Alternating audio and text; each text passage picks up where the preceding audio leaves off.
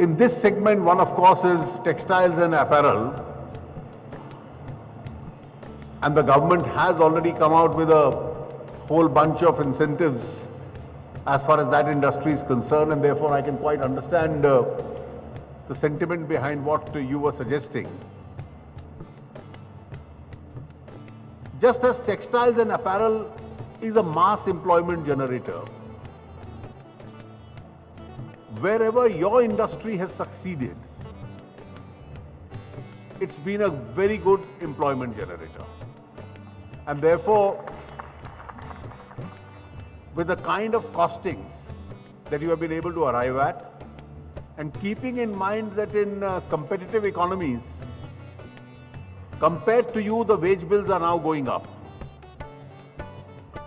And therefore, that is going to sharpen your competitiveness. I think it's a great opportunity for this industry to showcase its own strength. We are passing through transformational times. And in these transformational times, those are like you who have taken over the challenge, I think must seize this as a global opportunity.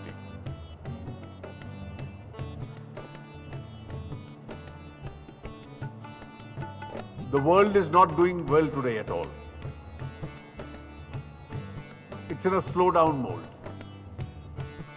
And therefore, with the globe not doing so well, global markets shrinking, I can quite understand the challenge which some of the more advanced units, particularly in leather, are facing because of the shrinkage of the global markets.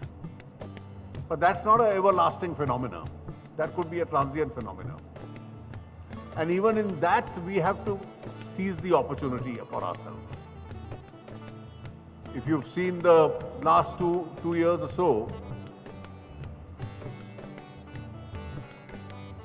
the government has been taking step after step in order to boost the Indian economy.